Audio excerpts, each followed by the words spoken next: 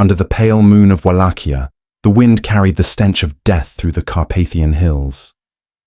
Fires crackled outside Targoviste Castle, where thousands of corpses impaled on wooden stakes swayed like grotesque banners of vengeance.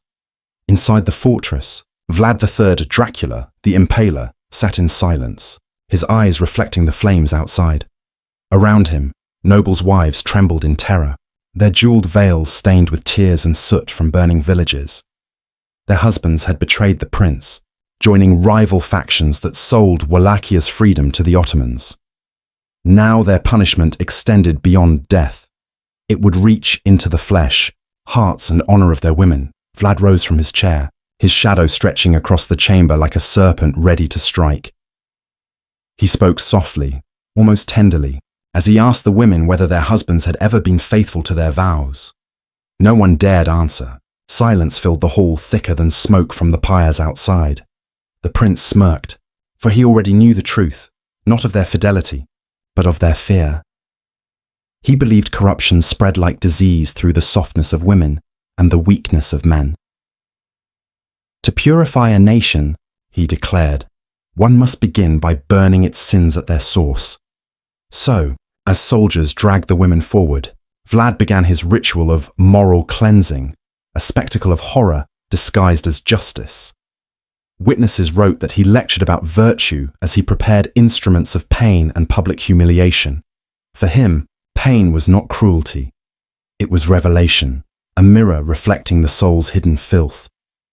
Every scream that echoed through the corridors became, in his mind, another hymn of purification.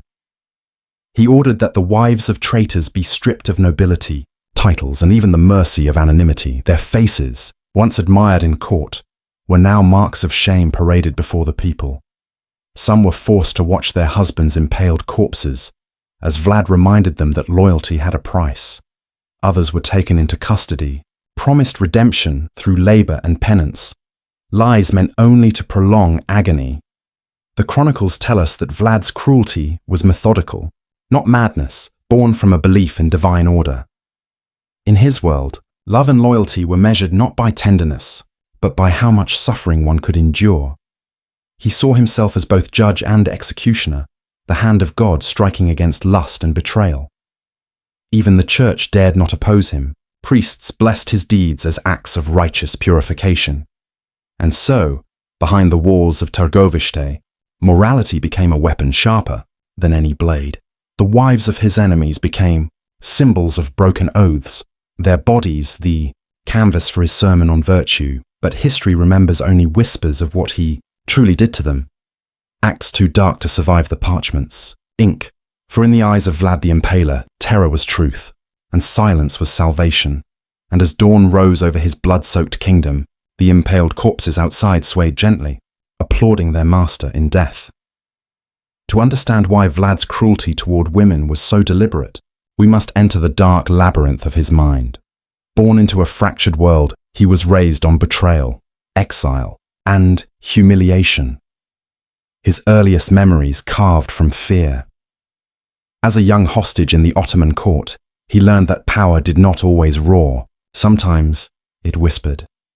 There, princes were broken with silk ropes, and honor was traded for survival beneath golden ceilings. He saw how men of rank bent before desire, how weakness began not in battle, but in the bedchamber. Vlad's years in captivity taught him that the surest way to dominate an enemy was to own what he loved. He carried that lesson back to Wallachia, transforming intimacy into a form of psychological warfare. Every marriage, every vow, every woman became, in his eyes, a piece on the board of conquest. He believed that loyalty could be bred through terror, and that desire could be purged through punishment. Unlike kings who sought pleasure, Vlad sought control, a dominion that reached from the battlefield to the bedroom. When he returned from exile, he viewed the noble class not as allies but as contagion infecting the body of the state. Their wives, ornaments of luxury, became living trophies in his campaign to restore purity to Wallachia. He claimed he was defending morality, yet his morality was twisted into a doctrine of subjugation and shame. In his decrees, women were reflections of their husband's virtue. and thus deserving of equal torment when betrayal occurred. It was a calculated inversion of chivalry, virtue as vulnerability, beauty as guilt, womanhood as sin incarnate. He forced the court to watch when he interrogated noblewomen about loyalty and chastity, turning confession into spectacle. Those who cried were labelled impure. Those who stayed silent were accused of hiding lust or treason. Vlad turned judgment into performance, the ruler's gaze as both executioner and priest. To the peasants, it was divine theatre. To the victims, it was a descent into moral oblivion. Witnesses wrote of women paraded through the streets, stripped of dignity under banners reading, "For lust, for treason, for sin." Each humiliation reinforced the prince's image as a purifier of souls, the self-proclaimed avenger of moral decay. But beneath the sermons, a darker motive pulsed, the same wound he carried from childhood captivity. He had once been powerless. Now he relished the chance to make others feel the helplessness he once endured. Every act of domination became an echo of his own pain, repackaged as divine righteousness, and in those acts, sexuality ceased to be human. It became a currency of fear, a language of control. His court lived in a fever of suspicion, where beauty was dangerous and love was fatal. For Vlad, the heart was an enemy, and desire was the gate through which treachery entered. He didn't seek companionship or trust. He sought obedience, carved from terror and sanctified by fire, and so, in his twisted theology of power, even affection became a weapon, and the soul itself became a battlefield. The year was 1459, and the Boyar feast at Targovište became the stage for Vlad's most infamous act. He invited the noble families of Wallachia to a lavish banquet, a reconciliation dinner, he called it. Candles flickered across silver goblets, musicians played softly, and laughter disguised the tremor of suspicion in every throat. The wives of the boyars were dressed in crimson and gold, unaware that their beauty was already condemned. Midway through the feast, Vlad stood, his smile fixed, his voice cutting through the hall like a blade. He asked the nobles how many rulers they had served in their lifetime, a question loaded like a trap.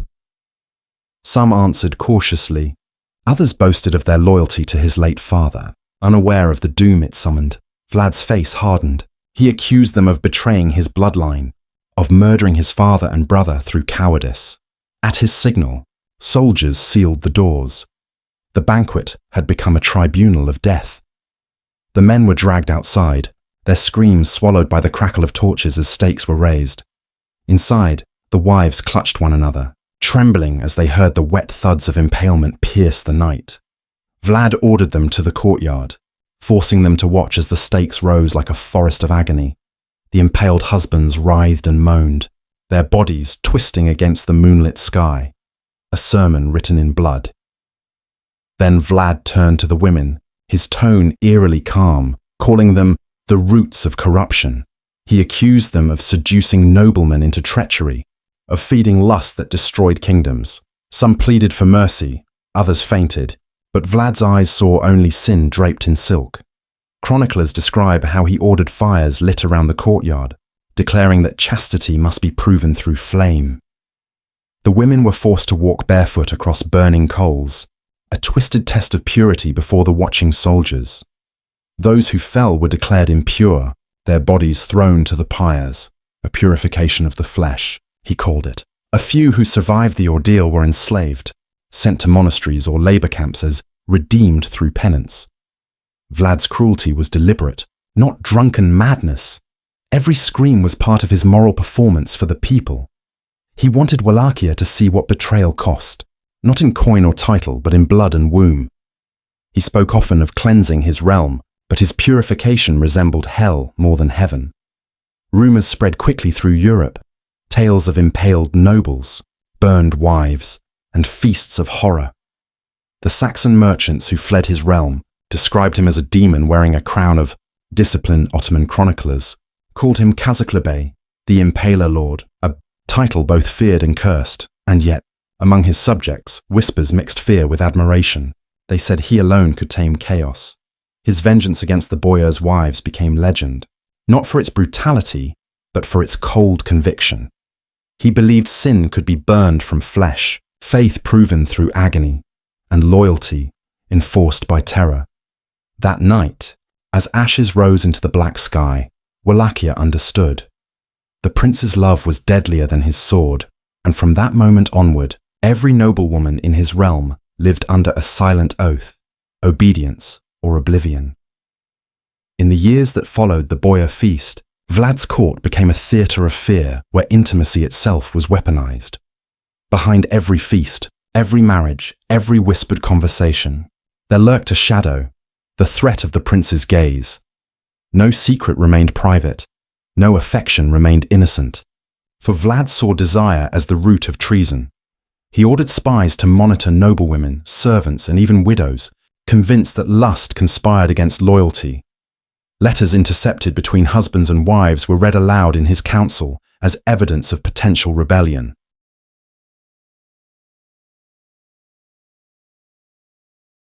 He declared that virtue cannot be assumed, it must be proven through pain and obedience.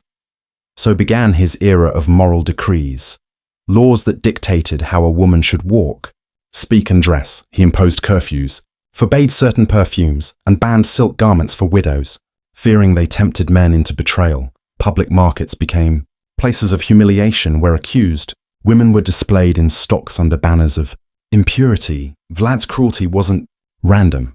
It was a political strategy designed to break the web of aristocratic alliances. By controlling women, he controlled households. By punishing desire, he punished disloyalty at its emotional core. The wives of executed nobles were forced to marry loyal soldiers, their bodies becoming tools of state propaganda.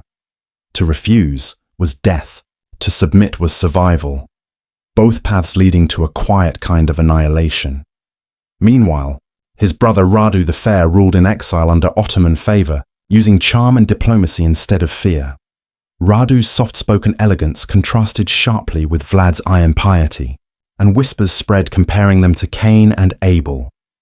In Constantinople, envoys mocked Vlad's purity crusade, saying even devils blushed at his idea of morality. But in Wallachia, the church walked carefully.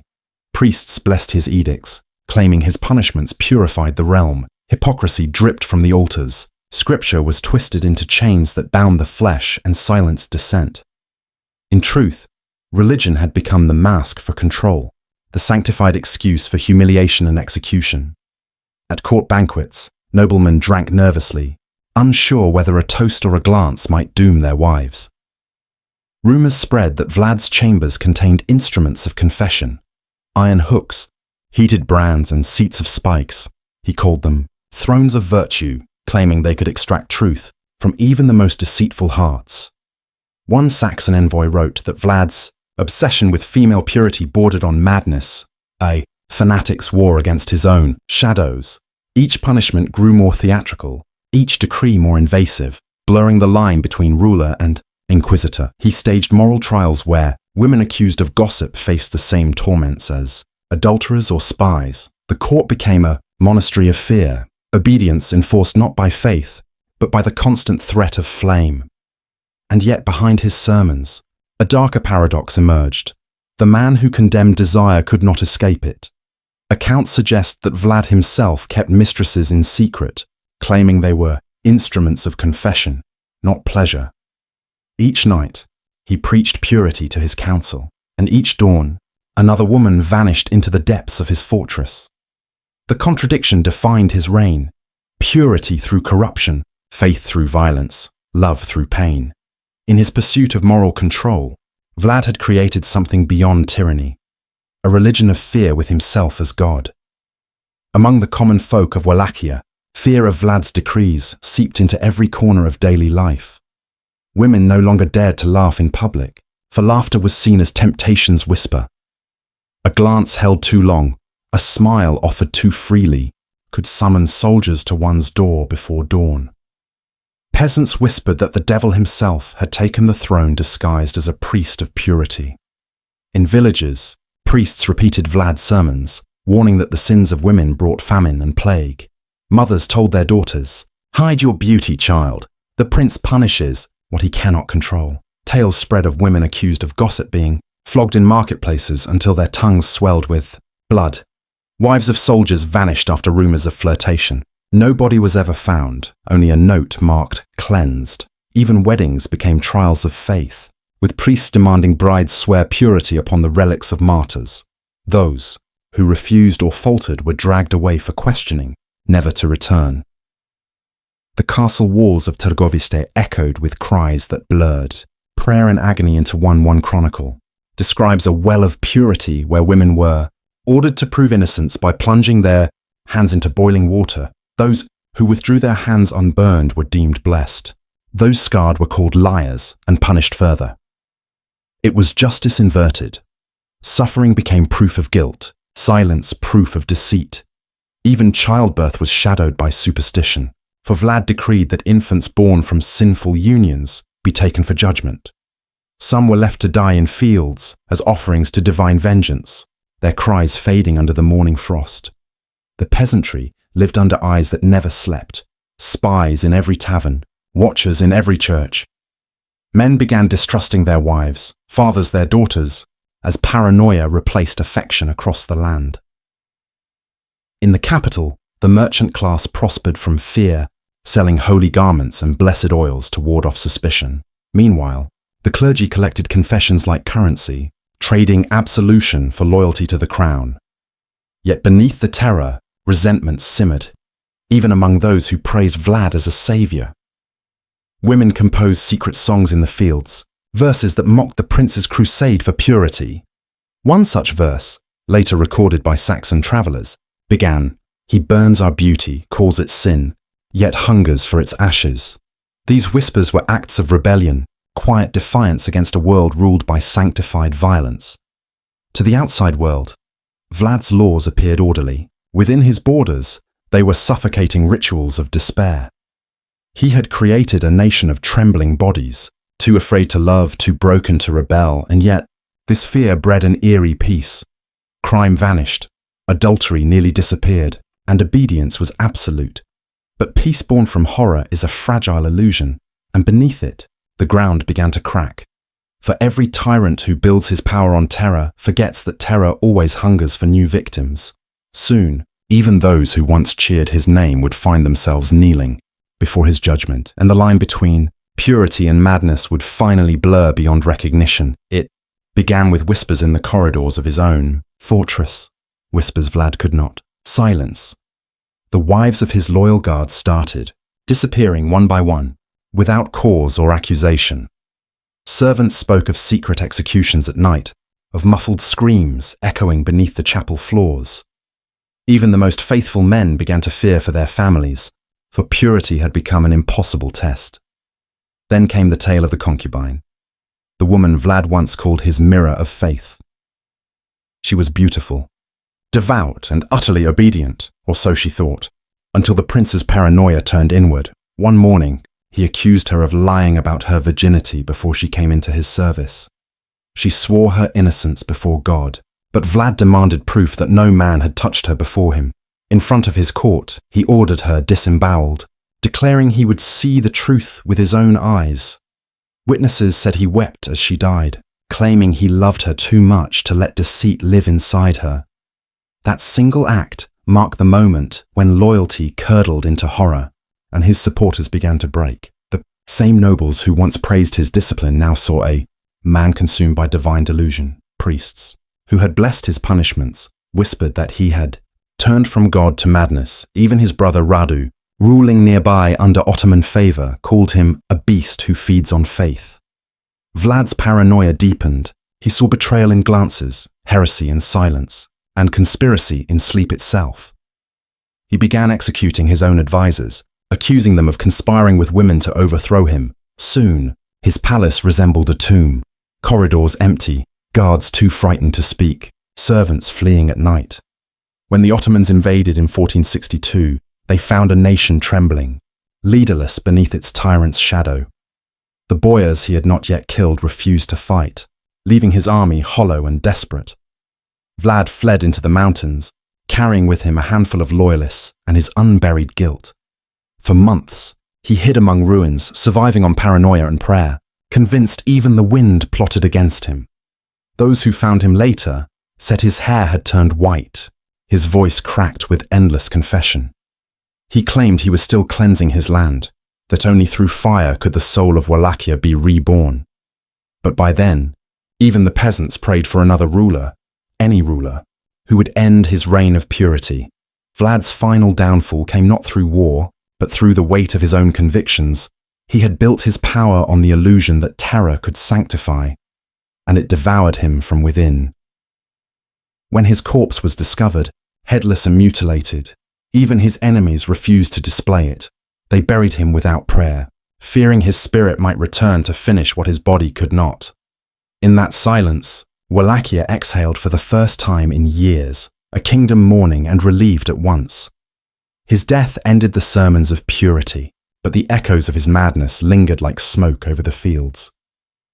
For the people who survived him, virtue and violence would forever share the same face, and the women who lived through his terror learned that innocence, once weaponized, could never again feel holy. After Vlad's death, the land did not heal, it remembered. The forests where stakes once stood became places of whispered curses, and the rivers ran with stories instead of blood. Chroniclers from Saxony to Buda wrote of a prince who ruled not by law, but by terror, sanctified as faith. They painted him as both monster and martyr, a savior who destroyed the very souls he swore to protect. Yet even in their horror, they could not deny the order he had forged through fear. Trade routes reopened, bandits vanished, and foreign armies hesitated to invade the land of the Impaler. For centuries, peasants spoke of his reign with trembling reverence, proof that peace could bloom even from blood.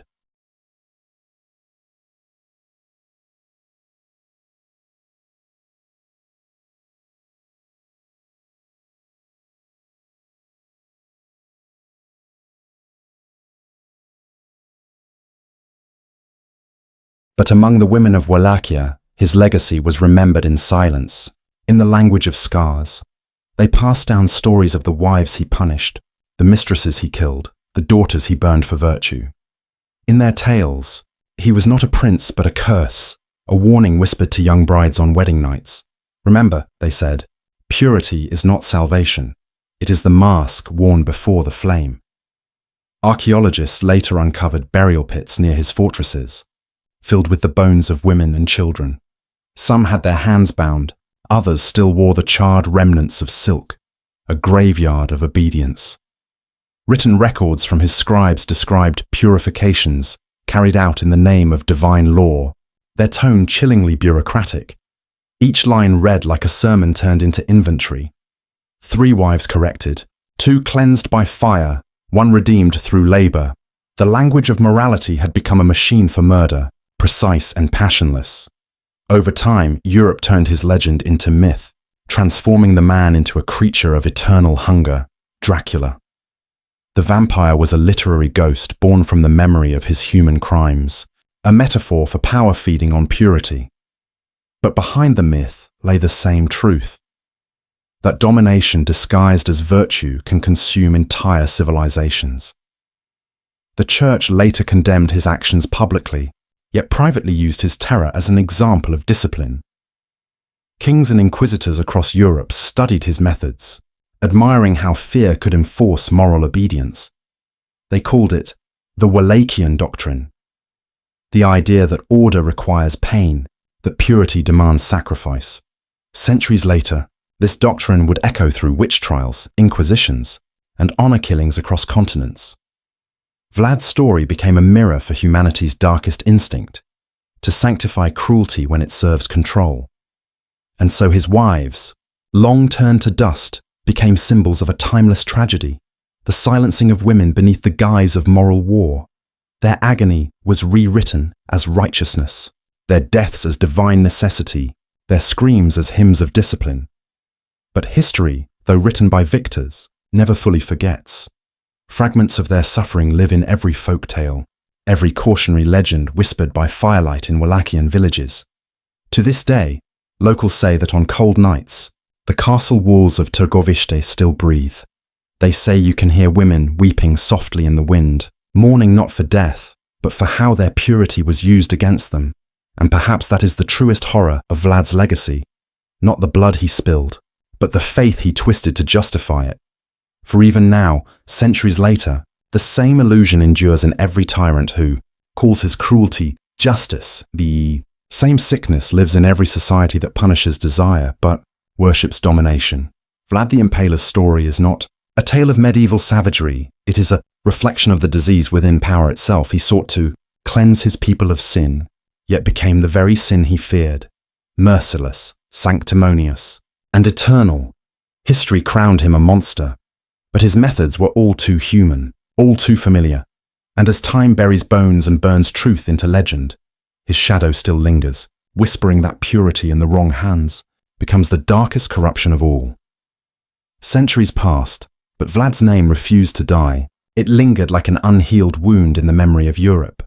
His story was retold in candlelit monasteries and royal courts, twisted each time into something both less human and more terrifying. In the 19th century, writers and travelers searching for Gothic horrors found him again, buried beneath dust and guilt. Bram Stoker transformed him into Count Dracula, the immortal parasite who drank the life from innocence. But behind the fiction stood a far colder truth. Vlad had not needed fangs to drain humanity from his victims. He did it with faith, with power, with the illusion of righteousness wrapped around cruelty. The myth of Dracula became a way for the world to remember without admitting its own reflection. Because what terrified people most was not his violence, it was his logic. He justified every act, every death, every torment with scripture and order, words that civilized men found disturbingly familiar. He was not a barbarian from the East, as his enemies claimed. He was Europe's own child, born of its obsession with purity. His brutality was not random savagery, it was the mirror of a continent that burned women for witchcraft and saints for dissent. Vlad was merely the honesty of Europe's hypocrisy, made flesh. Modern historians call him both hero and monster, patriot and psychopath, saint of order and devil of cruelty. In Romanian folklore, he is still Țepeș, the Impaler, the man who protected his land from foreign corruption. For some, he was a savior who punished greed and treason. For others, the destroyer of innocence itself. Both truths coexist, as they often do in history, each refusing to let the other rest. But the forgotten voices in this story were not those of kings or armies. They were the voices of the wives. No songs were written for them, no monuments raised in their name, only silence where their laughter once lived.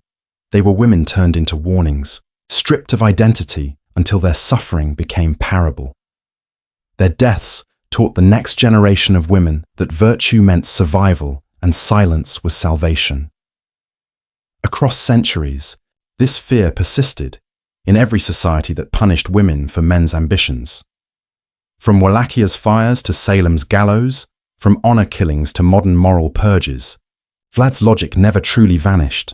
It adapted, changed costumes, found new altars on which to justify control through purity.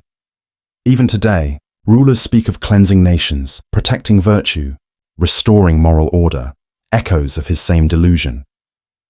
The ghost of the Impaler walks not through castles, but through ideologies that glorify punishment as purity. He survives in every law that shames the body, in every doctrine that sanctifies pain. History shows that the desire to dominate has always worn the mask of righteousness. And so, the wives of Vlad's enemies were not just victims of one man's cruelty. They were martyrs of a larger truth. That when men fear the power of women, they call it sin. When they covet it, they call it purity. The wives' silence became their rebellion.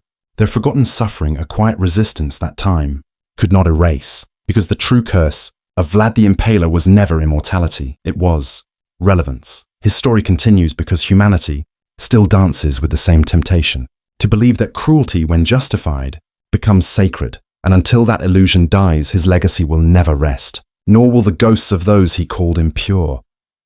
So when we whisper the name Dracula, we are not invoking a monster. We are remembering the human capacity to sanctify evil. Vlad's empire of fear collapsed in stone, but its spirit endures wherever morality is used as a weapon, and perhaps the question that remains is not what he did to those wives, but what humanity still does in his name, because the real horror is not in his time, but in ours, where his methods still echo under new banners of virtue. And when night falls over the ruins of Târgoviște, the silence still feels like judgment, waiting for the world to finally learn. Time has buried the bones, but not the questions. Who were those women before their names were erased by fire and shame? They were daughters of nobles, mothers of children, wives bound by alliance, not desire. Human lives reduced to symbols of treason. Their only sin was belonging to men who defied a prince too obsessed with purity to see humanity. Historians sift through ashes and parchment, trying to separate legend from truth, yet the cruelty remains undeniable. Letters from merchants and monks still speak of the cleansing nights, when torches lined the castle walls like a circle of judgment. One monk wrote that the air smelled of iron and incense as Vlad prayed while the screams echoed beneath him. He believed he was baptizing his country in blood, washing away its corruption with the suffering of women.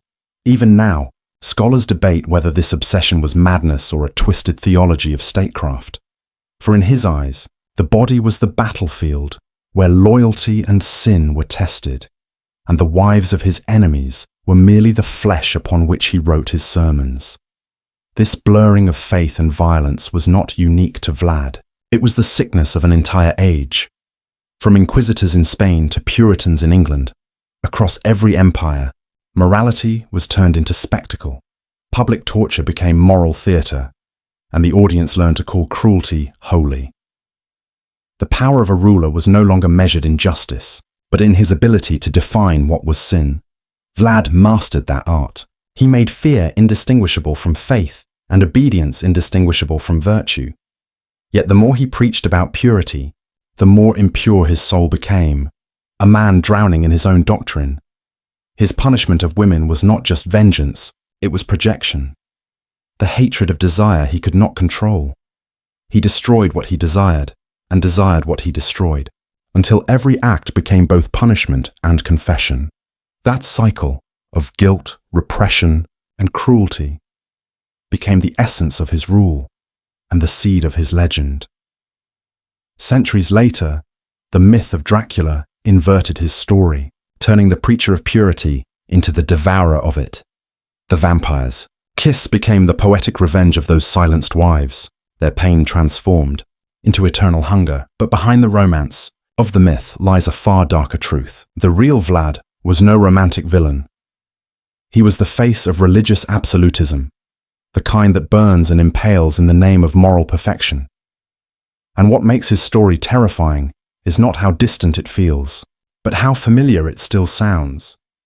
For in modern times, purity still kills, not with the tools have changed. The theology remains. Nations still cleanse their dissidents. Families still silence their daughters. Societies still police the body in the name of virtue. Each act echoing the same delusion that ruled Vlad's heart, that control can make a people righteous. In this light, Vlad the Impaler was not a monster born of darkness. He was a prophet of human hypocrisy, and his greatest legacy is not the myth of Dracula, but the warning that morality, untempered by compassion, becomes evil reborn. So when history speaks his name, it should not shudder at the blood alone, but at the mirror it holds to us. Because as long as power cloaks itself in holiness, somewhere, another Vlad is waiting to rise again, and the wives of the next tyrant's enemies will suffer not for sin, but for reminding him that he was once human. And so, when the smoke of centuries finally lifted, the world looked back upon Vlad the Impaler and saw both a man and a myth staring back. One was made of flesh, cruel, brilliant, wounded, born from a time that baptized power in blood. The other was made of fear, a reflection of the same lust for control that still haunts humanity. Every empire, every church, every state that has ever sought to purify its people has, in some way, spoken his language. They just changed the vocabulary, replacing stakes with prisons, fire with propaganda, silence with censorship. The ritual remained the same. Expose the sinner, shame the impure, destroy the disobedient. Vlad would have recognized this modern theater instantly. Only the costumes have changed. When nations purge dissenters in the name of national virtue, when leaders criminalize love to protect faith, he lives again. When societies humiliate women under the pretense of preserving morality, his ghost stirs quietly beneath their laws. For what he called purification, we now call moral panic, and history keeps repeating his script. Even now, power still seduces itself with righteousness, still claims cruelty as a form of discipline. And in every generation, there are those willing to burn others for the comfort of feeling holy. That is why Vlad's story endures, because he represents the most dangerous transformation a ruler can undergo. The moment when conviction replaces conscience. He did not think himself evil, he thought himself chosen, ordained to cleanse a fallen world through terror. The wives of his enemies were the first victims of that illusion, but they would not be the last. In their silence lies the eternal warning of what happens when morality is stripped of empathy. The chronicles recorded their suffering with the detachment of scribes, but in the pauses between words, their humanity breathes. You can almost hear them, the whispers of women who refused to scream, who endured until endurance itself became rebellion.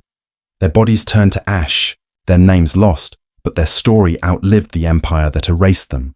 Because history, even when written by men like Vlad, cannot contain truth forever. It leaks through legends, through folklore, through art, each retelling a rebellion against forgetting. Pain becomes myth, myth becomes memory, memory becomes conscience, and in that transformation, those wives achieve what Vlad could never: immortality without blood. Perhaps that is the true reversal of his curse, that his victims, not he, became eternal, while his glory turned to nightmare, theirs turned to testimony, whispered across time as a quiet defiance. They remind us that the line between purity and monstrosity is not drawn in law, but in mercy, and they remind us that the greatest evil is not the cruelty of one man, but the silence of many. For every era has its impalers, men who disguise domination as duty, punishment as purity, justice as faith. But every era also has its ghosts, the forgotten, the violated, the defiant, whose stories survive long after tyrants rot. Vlad thought terror would make him immortal, yet it is their suffering that grants history its conscience, and that is why his legend, stripped of its superstition, still pierces us centuries later. Not as fantasy, but as warning. Because every time we justify cruelty in the name of order,